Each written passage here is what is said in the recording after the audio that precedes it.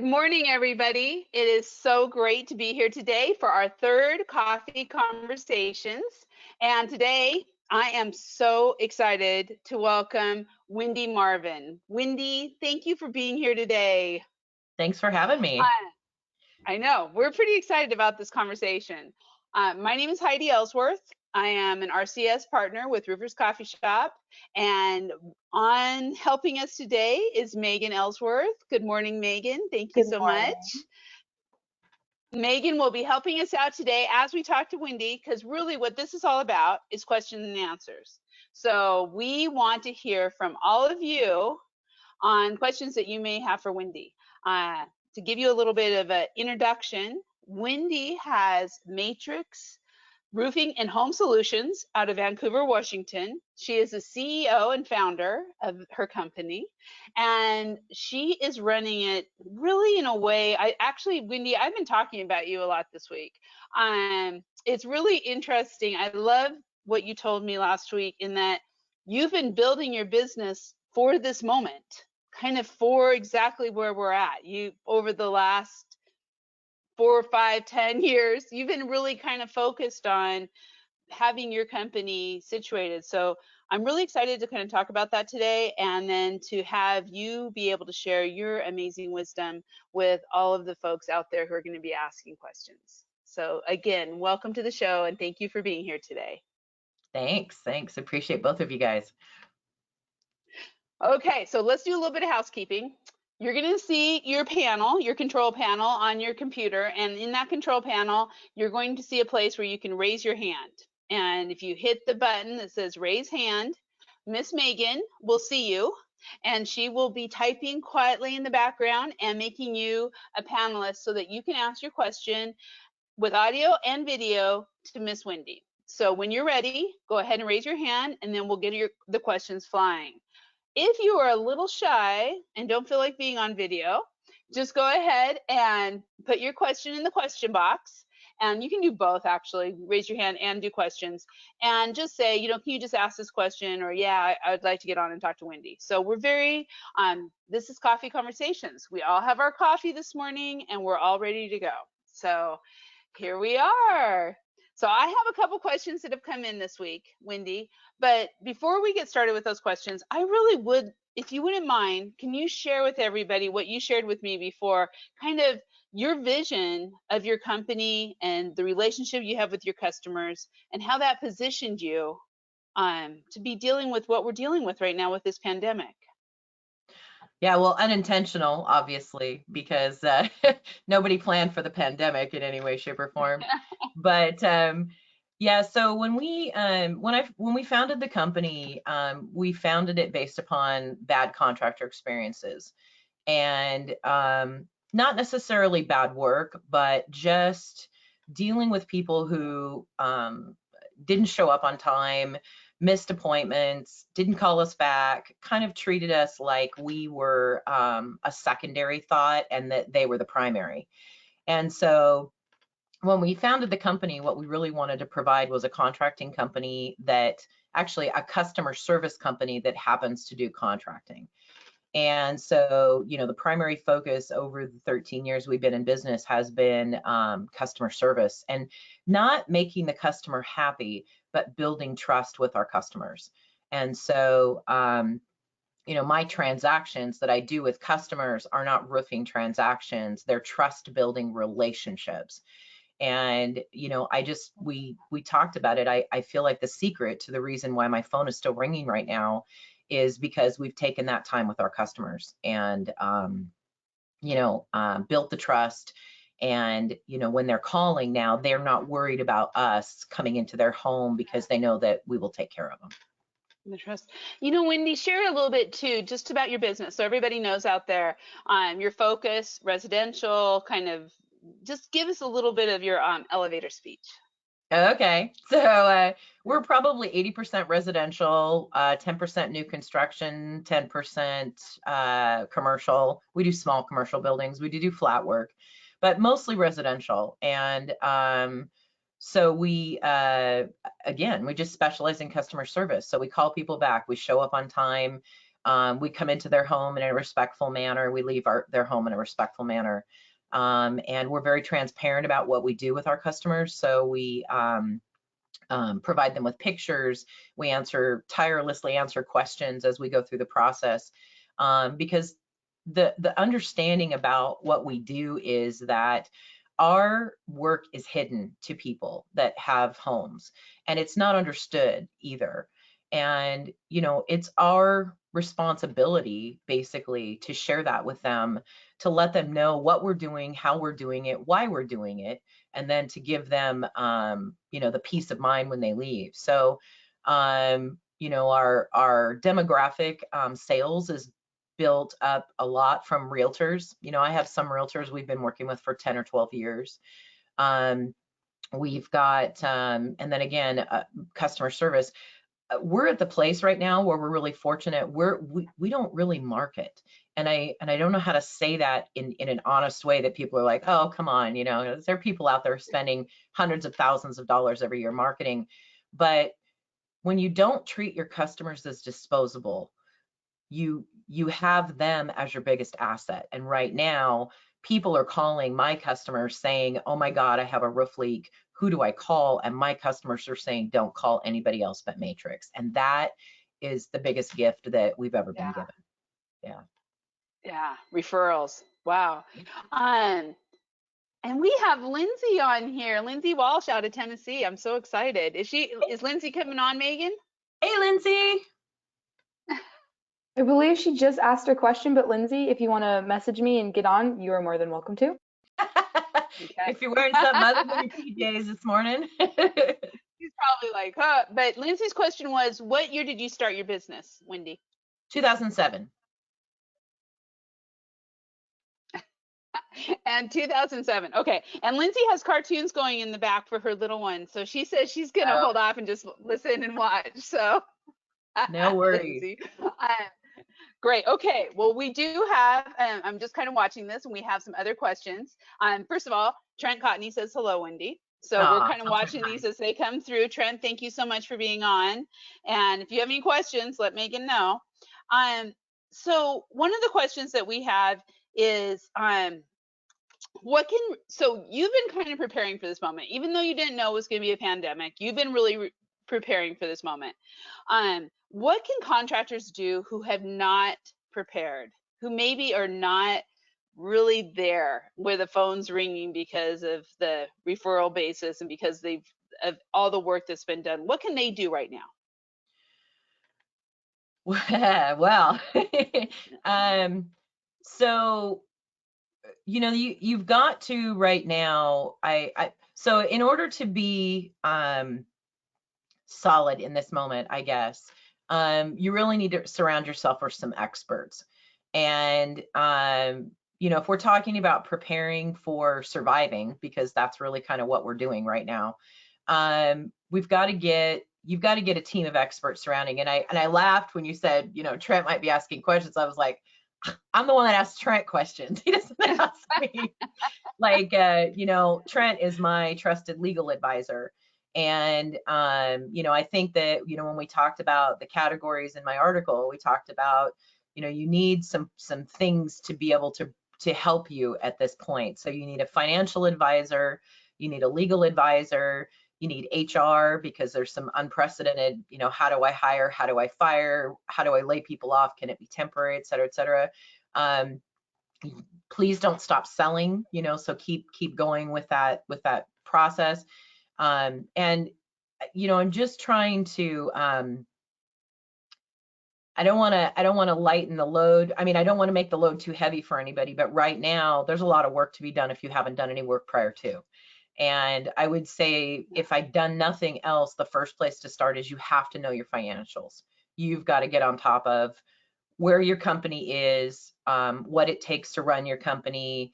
And I will say that most people that I have met are not, that's not your forte, right? So when we opened our business, our fortunate gift was, we were in the middle of a recession and we were dumb, so that was great. But But in the beginning, you know, we had two sides to the business. My ex-husband was a roofer, and so we had the technical knowledge and the installation knowledge, but I'm a business person. And so we had the other side of the business. And so financially, we've been preparing for this for a long time. Human resources, you know, when he would go out and just bring a guy in and throw him on the roof, I would be like, no, no, no, we have to have a 9-9 filled out. We have to have all that. So, you know, at this point, you got to get the right people surrounding you to help you keep going. Yeah, we've been hearing that a lot, and I think that's right. You know, you really got to bring in that advisory, and that's, you know, you mentioned your article, and I have that up on the screen right now. This was an amazing article that you wrote for our influencer program, and it's on the site. And we're gonna kind of keep going through some of your pointers because I really want to come back to some of the things you just said on stop selling. But before we do that, we have you know, we have some folks in the country who would also. We have two questions really. First, how are things in the Pacific Northwest? What are you seeing, you know, with essential workers and being able to do the work and get the jobs out there? What are you seeing there? And then also, Trent is asking too, how is the supply chain? How are you about getting materials? So let me answer those in reverse order. So supply chain wise, I think we're still okay. You know, one of the first things that I did when this really started hitting the fan was I was on the phone with our main supplier and just saying, you know, look, what are you guys seeing coming in? We still check in about once every other week. And I think what's happening right now is we're still in the glut of what they've already made, right? So the materials are there, they've been in stock, they're still at the warehouses, and we're lucky enough, again, because I'm primarily residential, my material list is pretty small, but you know, we haven't seen any impact yet. Now, next month, you know, are we preparing for that? Yeah. And the way that you stay ahead of those kinds of changes is you start to have conversations with your customers now. When you're in a sales process meeting, you start to mention, hey, by the way, I want to give you the heads up that we may not have a choice of all of the colors when we get to your roof. Are you okay with that? Yeah. And if you're not, then now might not be the right time to do that. So, and the second question was. Okay, before we real quick, I'll get to the second question, but he did ask particularly nails and fasteners. We're hearing a lot of rumors out there about having a hard time getting nails. Are you having any problems that way? We bring our nails in by the pallet, which again, lucky guess. And so we have been able to restock, but again, we're kind of planning going forward that there may be some things. So, you know, we started talking with our guys about saving what they're using, you know, not really treating the rest of the coil like it's disposable, and conserving as much as we can early on. Cool. Okay. And what are you seeing overall in the Pacific Northwest or your market, Vancouver? You know, what are you seeing as in and Washington? I know RoofPack, I've had them call a couple times. I think you visited with them just about kind of what's happening in Washington, and now we have this Washington, Oregon, California coalition that's kind of, I think, sorry the rest of the country, but I'm so happy we live on the West Coast. And so so what are you hearing there, Wendy? Well, so ironically, Washington is one of the few states that did not get essential status for construction. And so that has been a battle. Megan.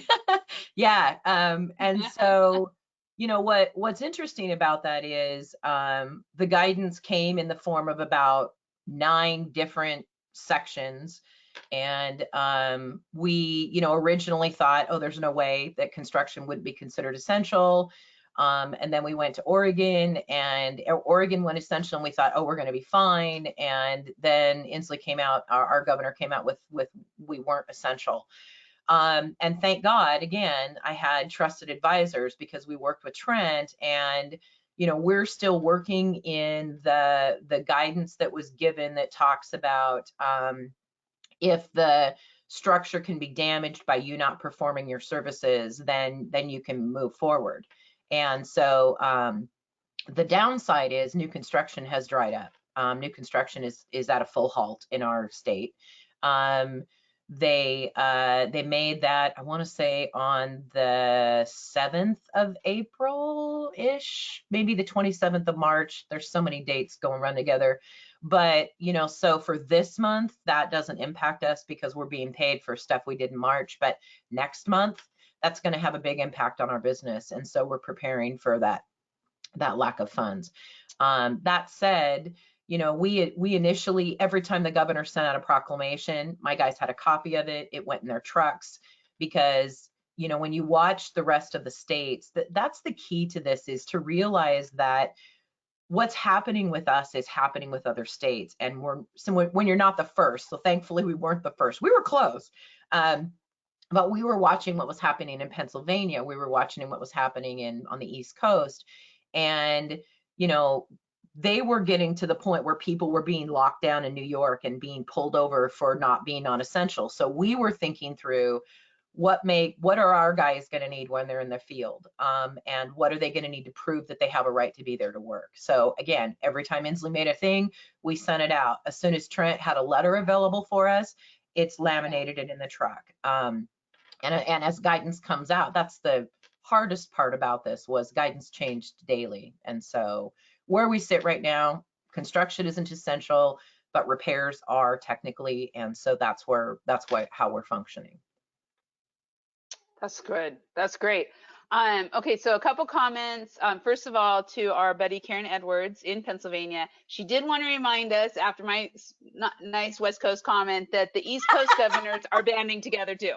So thank you, Karen. You're right. Yeah, I gotta be there's careful. five states on that side of the country. And you know, what's interesting about this band, Heidi, is that I'm reading a lot all over the place about why. And what I'm thinking this means for us, which may not be positive, is that it sounds like the federal is going to be pushing for us to open sooner, for the country to try to reopen. And it sounds like Oregon, Washington, and California don't feel like we're ready yet. Yeah. And so I think the band is going to be to keep us locked down for longer, unfortunately. But you know, it's all of us trying to figure out, how does this work? And now that we are shut down, how do we reopen Washington? Because we're pretty far in the disease process. Do we lock the borders because somebody from Idaho who's brand new can come over and start the whole process again? And that's what everybody's worried about, I'm sure. Yeah, there's a lot. Lindsay also had a note. It says, being residential, have you seen a slowdown with homeowners not wanting essential workers at their homes?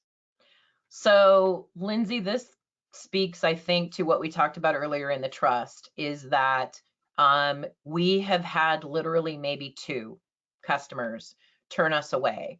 But my guys are showing up with masks and gloves and booties, and our customers are being talked with prior to. So when their original requests come in, we send them a letter that says what's going on and how we've handled the business.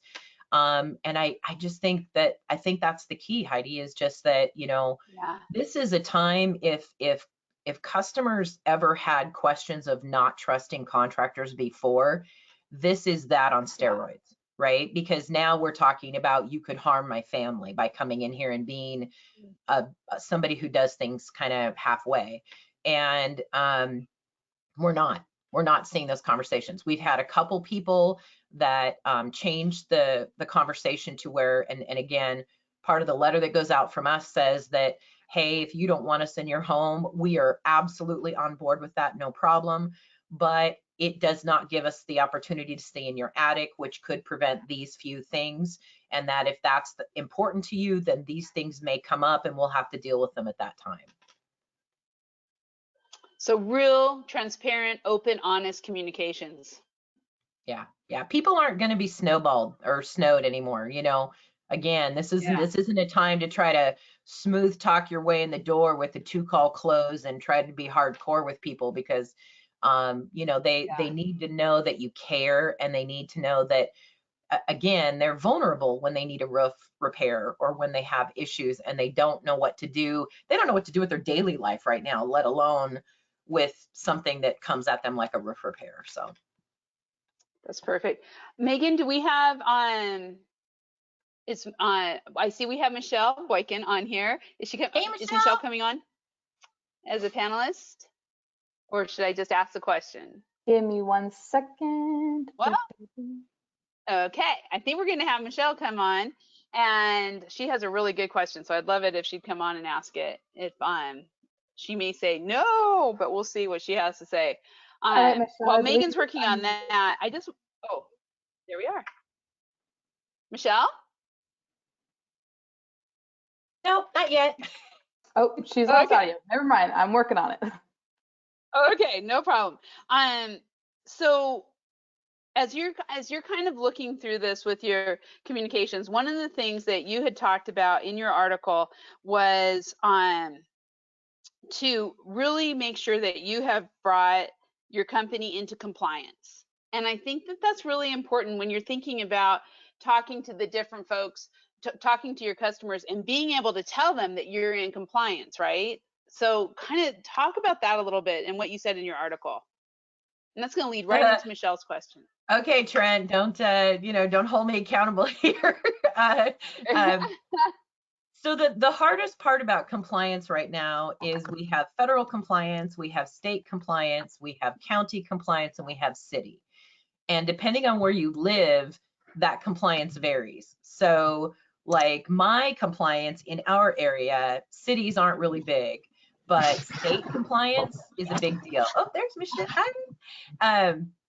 And so, your job as an owner is to find a trusted advisor like Trent, who can give you the lowdown on, hey, federal trumps state, or state trumps city, or hey, city is the end of the line and they're enforcing, so focus on them. And this varies so much from state to state, county to county, city to city. And it might be that you're going along and state is the end result, and then all of a sudden a city pops up, and you have to know what you're doing and what people are doing, which means plugging into someone who kind of enjoys reading those briefings, because they're mind numbing, let me tell you. Yeah, I've seen them. Michelle. I know. Hi. Michelle, before you ask your question, give us an update. What's happening in Nashville and Tennessee, and how are you guys doing there? It's business as usual. We had the big tornadoes that came through last month, and then actually a couple of days ago, we had some more tornadoes that hit the southern part of Tennessee and Chattanooga real hard. So for us, it's been fairly busy just trying to keep up with damages to roofs. But I mean, as far as business for us, it's business as usual. That's good. Glad you have a question? I do have a question. So I've talked to some different companies across the country, and there seems to be a consensus that employees are not necessarily afraid to go to work, but have you seen any employees that have shied away from going into work, that they're wanting to stay away just because of fears of the virus? So we have one employee that took a voluntary layoff, and it's his name is Senior, Joe Senior for us, and he's our warehouse maintenance person. And his was more related to the fact that he's 65 plus and didn't want to be exposed to anything. But from a standpoint of our normal employees, no, we haven't. We're really fortunate with that. And again, that's that HR guidance to be sure that right now we can't deny an employee that option. And there's just a lot around it. If you have to offer them work from home opportunities, obviously you can't work as a roofer from home, right? So, but I think that, as a job, and I'm sure, Michelle, you guys are way ahead of this, is making sure that the environment is protected, and making sure that you're thinking about sharing tools, sharing vehicles, that things are being cleaned, and that people feel safe with the mechanisms that we're putting into place to keep them safe should something come up. Awesome. Yeah. Thank How about you. you guys? Are you seeing a lot of that? No, we all of our office staff is working from home, so we were able to do that pretty easily. And then all of our field staff has wanted to work, so we haven't had an issue yet. But I have heard other companies have had several people that have not wanted to work, so I was just curious. Yeah, and our office staff, just to clarify, is all working from home too, except for one. So we have one in the office now, and all the rest of us are remote. And it's tough. You know, this whole remote thing is like trying to. We call them a level 10 meeting. We had a meeting with our main admin staff yesterday, and it's like 4 people on Zoom and trying to have a conversation, and people are glitching, and it's rough. But I'm happy that everybody's safe, and yeah, hope for you guys too. Stay safe and healthy. Yeah, you too. Thank you. Thank you. Hey, just so everyone knows, Michelle and Curtis from Rackley, that was Michelle Boykin with Rackley Roofing out of Tennessee. Wendy, they're going to be on in 2 weeks. Nice. So that's nice. another 6 o'clock in the morning for you and me. But I'll be there. I'm excited. We're trying to hit all these different parts of the country so we can kind of hear what's going on and how things are different. So I think with these coffee conversations, I love that interaction, and to get folks coming from all over and sharing. And I've kind of heard the same thing, that employees want to work. People want to get out there and work when they can. Yeah. So, okay. I want to go back to something you said earlier. This is one of the questions that we had from before. But you had said in your article to establish an advisory board or team. And you have been you've been talking about, the different folks in there. But kind of talk about, do you mind sharing your advisory team and what you've done and how that works? Yeah. So mentioned Trent Cotney, obviously. Legal advice right now is paramount. Legal and financial are the two that get on that, because you not only need to be looking at letters to keep your employees safe, but we need to be looking at contract language. And the contracts that you're already in, we're too late for.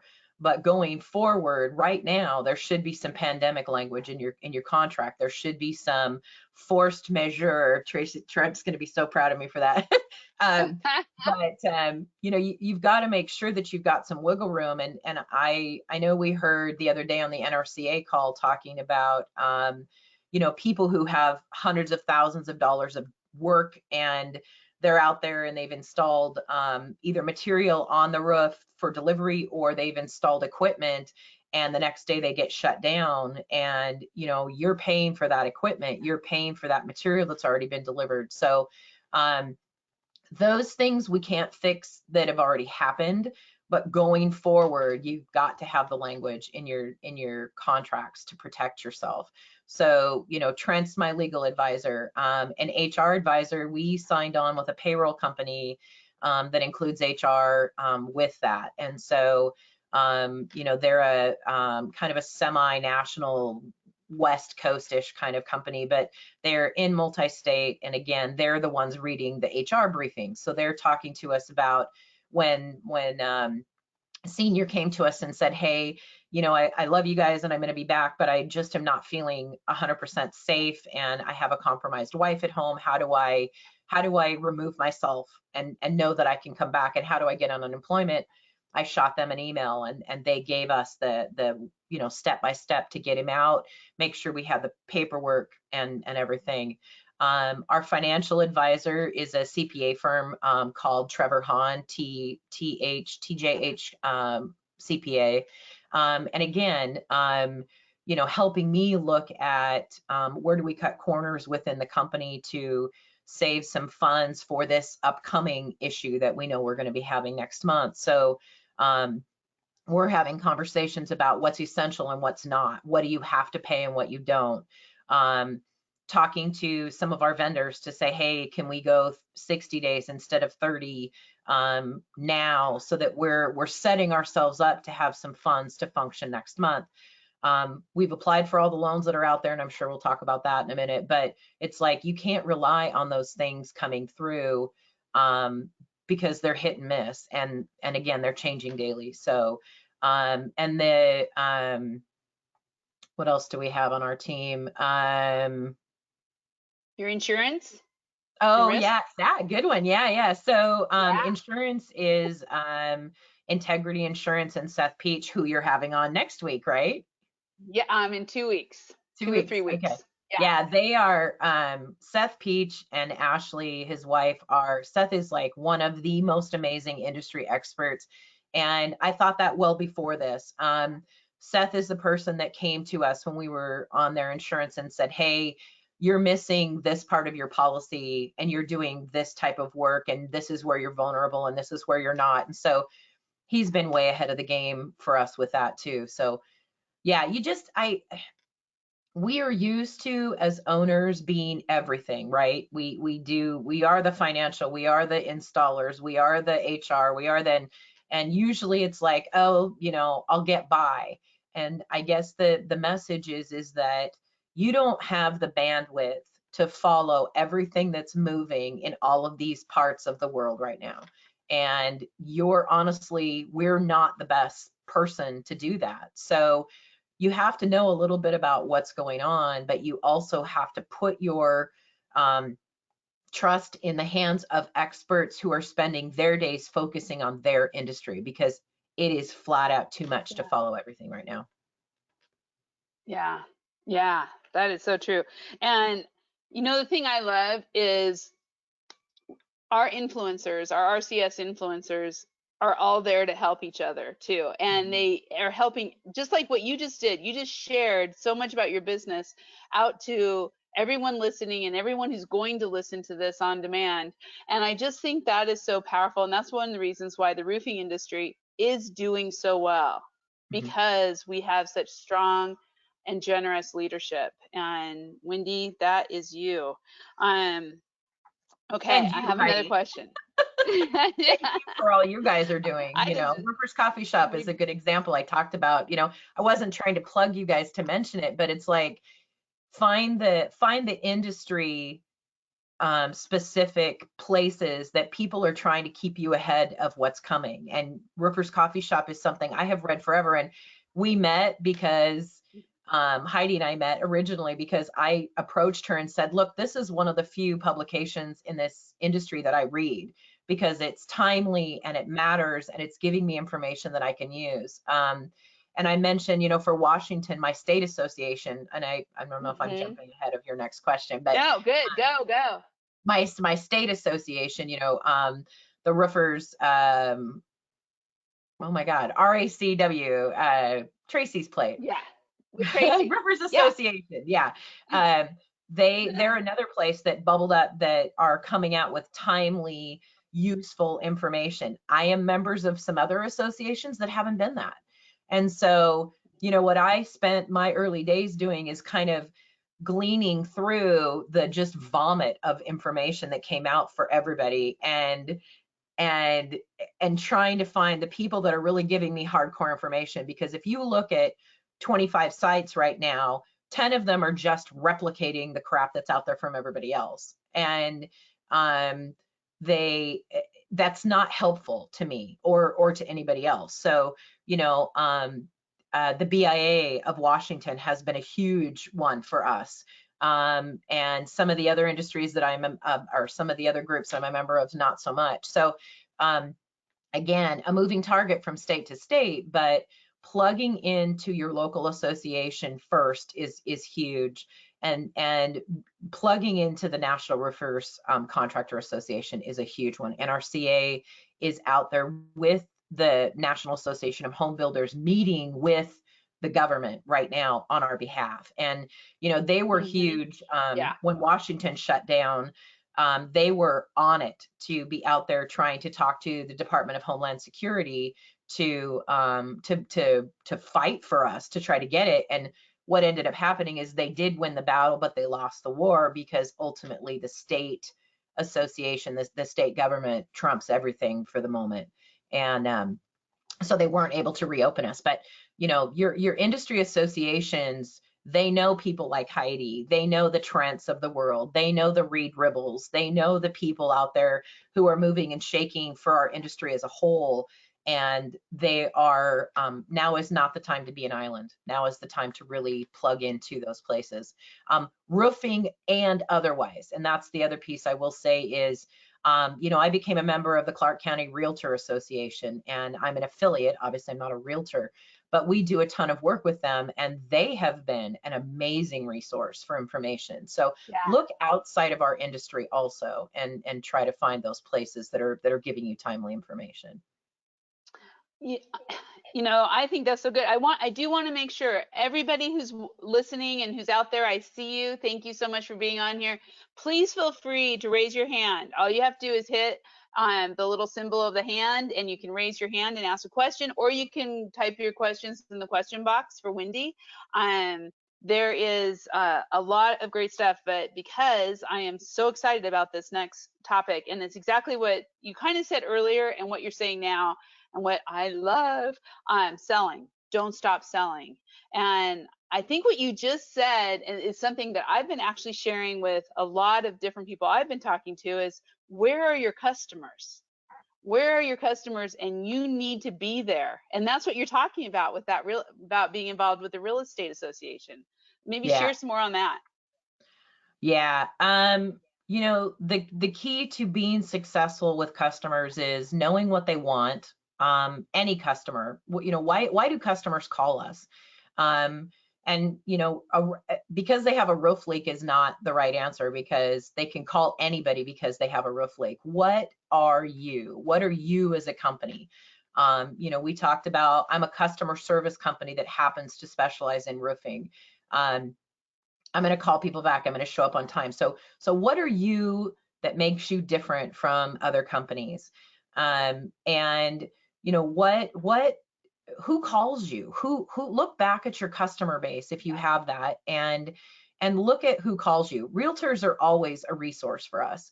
And you know, you need to find ways to plug into realtors. You know, realtors in our state got shut down for a while, and you know, we were reaching out to our realtors that have been with us for 8, 10, 12 years and said, what do you need from me? How can I help you? Are you still continuing to work? What's changing? Because again, the only thing that we can try to do, we can't stop the moving freight train right now. That's our world, but we can try to stay ahead of what's coming. And so, you know, the Realtor Association is a big one. Property management companies are another big one. You know, and their needs are different. You know, if you're dealing with a realtor and you say, I have realtors as customers, I say, do you work with buyers more? Or do you work with sellers more? And do you understand the difference between a realtor that comes to you as a buying transaction and how they're looking for you to minimize what's wrong with the roof, right? And get the transaction done. And how a seller is, I mean, I'm sorry, a buyer is looking for you to maximize what's wrong with the roof. Yeah, right. And a seller is looking for you to minimize what's wrong with the roof. And, Right. you know, and to be, again, having built that trust in those markets, my realtors know, positive and negative, 10 years, 15 years with me or one, that I won't lie for them. And so we've built a relationship of trust. And so realtors, property managers, and then again, your customers, you know, what are they looking for? Again, that they're looking for you to make them feel comfortable with an uncomfortable transaction in a hellaciously uncomfortable world right now. And so, you know, do you think it's overkill to show up with a mask? No, it's not. And you know what? The data may be out there that masks don't even protect us at all. But it's a trust building thing to show up at a door with a mask. It's a trust building thing to say, hey, I wish I could shake your hand. I know that that's important, but you know, we just can't right now. So thank you, but thank you for trusting us with your bid at this time. To acknowledge how hard it is for a customer to allow us on site right now. You know, hey, thank you so much for trusting us enough to be in your environment right now. We know how critical it is for us to be safe. Here's the page, or did you receive our email that shows you all the things that we're doing to make sure that nobody sick from our organization is going to show up on your doorstep? So yeah, and then, you know, knowing why customers buy from you. Again, are they a repair transaction? Are they a full roof transaction? You know, we've had a couple customers push us that want to do some new construction work, and you know, we've kind of said, look, we've been advised that that's not an active transaction at the moment, so we're trying to do what we can to be within the confines of being legal as well. That's perfect. And I love the don't, you know, we've been talking about that. We've been talking about picking up the phone. That's all we're doing at the coffee shop is staying in touch with everybody. I mean, I love when I talk to people who are like, well, I'm just kind of sitting home. I don't have much to do. And I'm like, pick up the phone. Everybody's there. It's the perfect time. Megan, I think you have someone who we can bring in, right, with a question. And I'm very excited about you. Wendy, you're going to be very excited. This is Okay. Seth Peach, who has a question. So Hey, Seth, I think we're going to bring you in video. How do we get on here? There we are. Good morning, Seth. Morning. Well, everyone, Here. good. Can You you had hear a me? question for Wendy? I did. So, yeah, with this influx of, you know, with this pandemic going on in full swing right now, you know, we've been seeing an influx of OSHA, you know, OSHA citations, you know, and everybody being at home and everybody's, you know, kind of have a lot of free time. So there's a lot of independent OSHA inspectors out there with just AKA homeowners. So they've been walking around, they don't have a lot of stuff to do. So they look at some, you know, a contractor up on the roof, and they say, well, that person's only 3 foot away from, you know, the other worker. Let's take a picture and post it to social media. And everybody's acting as, you know, their own independent, you know, OSHA inspector. What kind of steps can maybe a roofing contractor take during this time to, you know, reduce the likelihood of, you know, receiving an OSHA, you know, citation during this time?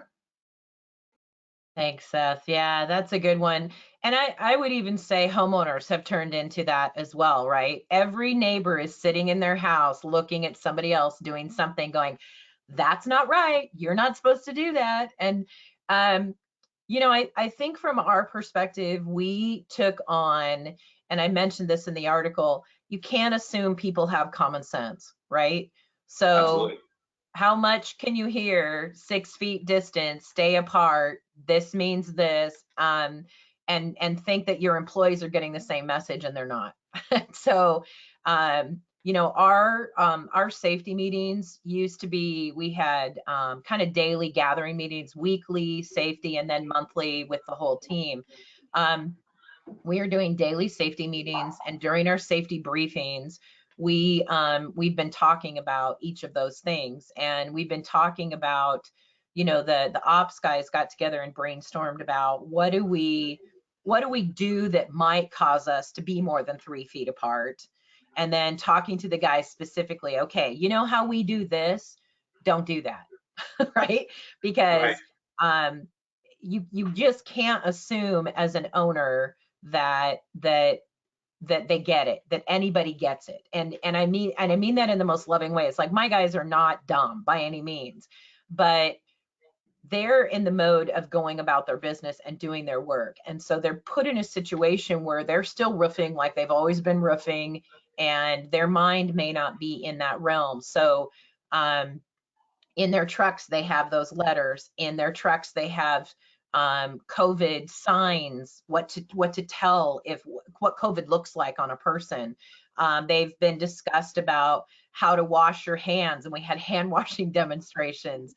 And you know, again, you just have to hammer in that now is the time that everybody is watching, and that we can't make mistakes. And so, you know, the team leads that we have on the job sites, we are having daily conversations with them about, hey, if you're seeing this potential happen, go stop it, go have that conversation.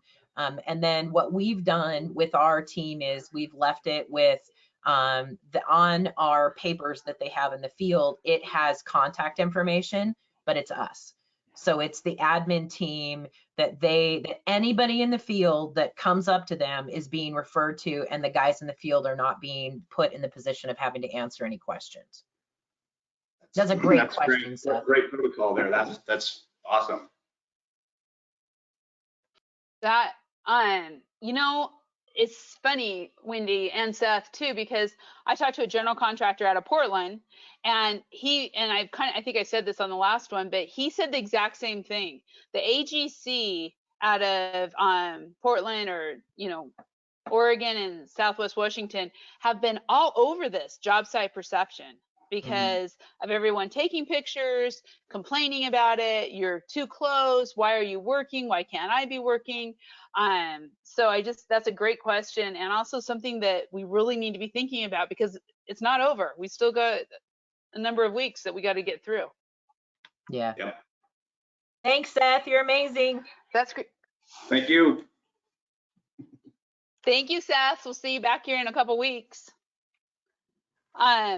Okay, we have, we're getting kind of towards the end of our hour, not quite yet, but one of the things that I'm going to take this a little bit off track, because that's how we do things.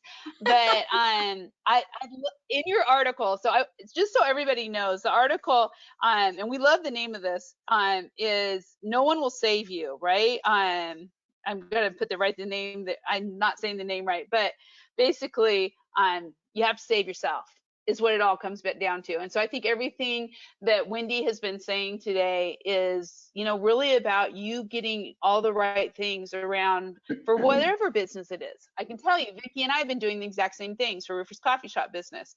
I know, everybody, whatever business it is, we have to be thinking that way. But we don't very often think about taking care of ourselves. And that was your number 6 point, is take care of yourself. So why don't you share a little bit about, like, kind of what are some things you're doing for yourself, and how are you encouraging your employees to take care of themselves, to get through this in the best mental, physical, emotional states we can? Yeah, so we've had a lot of conversations during our meetings talking about what this is and what it feels like for people. And I think the thing that's unique about this is, again, we're dealing with a time in our world that we have never seen before. And so, some people like myself are just like, I'm a go, right? I'm a weird. I remember when my dad had a heart attack a few years ago, like I'm the solve the problems, get things fixed. And then 2 weeks after I break down, right? So that's my personality, but everybody handles this different. Yeah, you guys are funny. Everybody handles this differently. And the hardest thing is everybody has a right to feel what they're feeling for what's going on right now. It's uncomfortable, it's scary, it's pissing a lot of people off. It's everything in between. And so we've had a lot of our meetings where we've talked about it's okay not to be okay. And it's up to you to assess the level of how okay you are. Are you okay enough to function? Are you okay enough to continue to serve our customers? Or are you at a place where you need a day? And we have given our employees free rein to do that. I myself, this last Monday had a day where, I'm going and I'm feeling good, and I've gotten ahead of the PPP loan process, and I've got all this stuff going on. And then I found out on Monday, I didn't think our bank had submitted our paperwork. And I was so devastated and deflated. And, because I'm unsure of next month. I'm okay with now, but I know what's coming. And I'm trying to get everything in place, and that I put all my eggs in that basket, and that it didn't come up. And it turns out I needed to just gather some additional information, and I am in line and preliminarily approved for the PPP. So thank goodness. Yay. But I've had staff members that have just taken a day to go sit in the sunshine. They need to do that.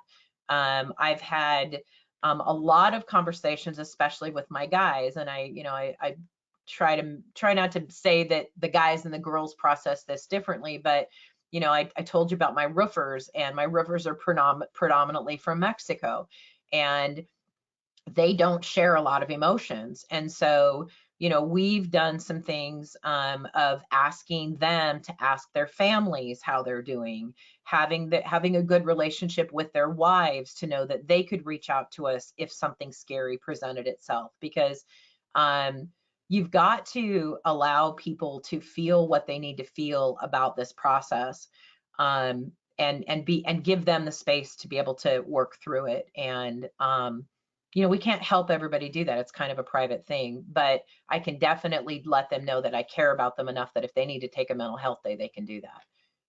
And then the second piece of that is making sure that we're having conversations about drinking a lot of water. I'm sharing anything I can about COVID and potential health helps for that. So zinc is one of the things we've heard about. We've heard about selenium. We've heard about ways to take quinine. So drinking soda water, or that kind of stuff. And so anything that I can give them tool wise to help try to keep them healthy, we've tried to do. I think, that kind of that ties right into culture, right? And so the culture of your company, and that you have spoken on this for so many times about the importance of culture and the importance of your employees really understanding the missions and goals, the trust, but also then understanding how much, they can trust you. And all of this leads into that. I mean, and again, so maybe kind of, again, you've been doing this for a while, building up this culture, not only with your customers, but with your employees. And what are some of the things that you're doing, continuing to do every single day, along with the pandemic stuff, but just to keep that culture going? Yeah, so it's just trying to be a leader for everybody and letting them, I'm very transparent about what we're doing. And so, I don't shoulder the burden of all of the stuff that's going on and keep it to myself. So all of my employees know about the changes in the PPP loans, about the frustrations about what's coming next month, us talking about, because you're not doing anybody any favors by surprising them with information at this point. That kind of stuff really breeds mistrust. And again, same thing with our customers is be transparent. My people know that this hasn't been easy for me either. My people know that I hate working from home, but I'm doing that because it's important. My people have talked about, working from home, and they know that if, we were talking about the potential of maybe meeting in our warehouse space and keeping that 6 feet distance, but at least having the ability to be in person. And one of my employees is an asthmatic and just has huge fears about this. And so she has the freedom in our organization to push back and say, that's not going to work for me. So giving your employees a voice is a big deal. And then making them feel heard and knowing that you care. You can't do that. We talked a lot about, if we get to the place where we have to lay people off, right? So we've got some people in our area that are paying roofers $35, $40 an hour. And they're basically stealing roofers from other companies. And we know nationwide we've got a roofer shortage, right? So then we start talking about what if we have to lay off our team, and we get to the other side and I've got all these customers, and how do I service them? And we just had a conversation with our employees. What do you need from us? What matters to you? What do you need to make sure you come back if we have to lay you off? What can I do to make your transition better? And we usually do a lot of team building. That once a month meeting, we have a big celebration about who won with the most customer kudos, and how do we celebrate that? And that's been hard. We haven't done that since this pandemic started. So we're brainstorming, trying to find ways we've taken the guys lunch on job sites, brought pizzas out for them, just anything to try to give as much as we can. And recognizing that right now we don't have a lot of fluff to give, right? I don't have the ability to take $5,000 and throw a big party. None of us do. So what are the small ways that you can show you care? I brought cookies to the office. I brought flowers to the office staff, and just little $2.99 Safeways, but anything to just show that, hey, we're all in this together. That's a big deal. That's cool. That's cool. So last question. What are you doing? What's your top 3 priorities for the next 6 months? And I'm totally throwing this at you from the sideways. I know that. Sorry. But I just think you've had such great foresight before. So you told us about the loans, the PPE, getting your financials. What are your top 3 things that you're looking at focusing on for the next 3 months or 6 months? So I hired a business coach right now. That hasn't been part of the article because it happened after the fact. And I'm working on what I can work on me. And so, you know, the priority for me, for our company to come out the other side of this pandemic is I want to be better. I want my people to be better. And I want my company to be better, because now we have a lot of, you know, regardless of what we're doing in podcasts and all these other things, we still have a lot of downtime. And so, you know, my focus for me is on learning. So I've been taking Excel classes on a platform called Udemy, and a lot of the colleges are offering free classes. So I'm pushing that information out to my people. What have you always wanted to learn that you don't have time for? So education probably is number 1. Obviously, well, number 1, number 2, financials are big. We are working really close with our financial advisor to try to figure out what can we cut.